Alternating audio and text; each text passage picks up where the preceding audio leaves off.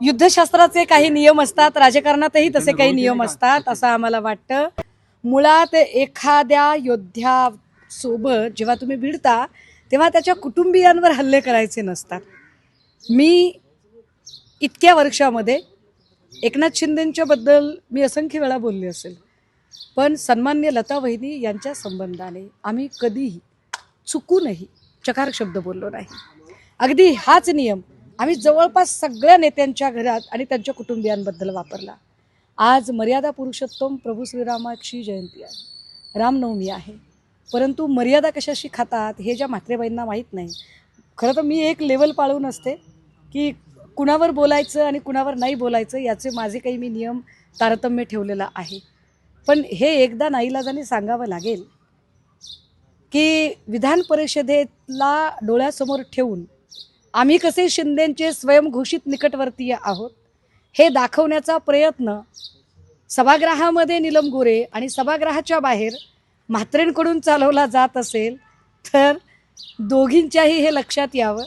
4-5व्या फळीतल्या महिलेने तुम्हाला बघता बघता टेकओव्हर करून किल्ला सर केला आहे.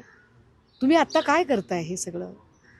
तुम्हाला असं वाटतंय ज्या नीलम गोरेंनी अख्खी पुण्यातली शिवसेना संपवून टाकली, विकून टाकली, महापालिका निवडणुकीच्या वेळेला अक्षरशः आक्रमक असणारे शिवसैनिक नीलम गोरेंच्या घरात घुसायला लागले, त्या नीलम गोरेंनी पक्षावर बोलावं, संघटना बांधणीवर बोलावं.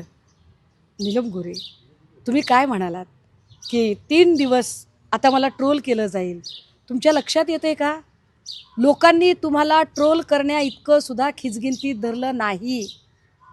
हे किती वाईट आहे नीलमजी, किती वाईट आहे की तुम्हाला ट्रोल करावं इतकं सुद्धा तुमचं चर्चा मूल्य शिल्लक राहिलेलं नाही.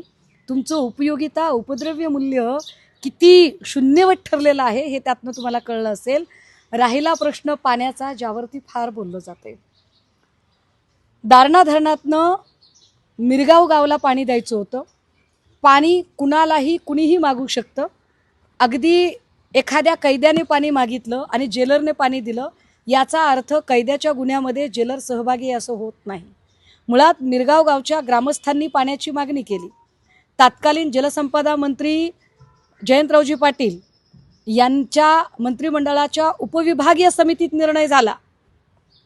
जयंतराव पाटील यांच्या उपविभागीय समितीच्या बैठकीमध्ये तो निर्णय झाला आणि प्रति व्यक्ती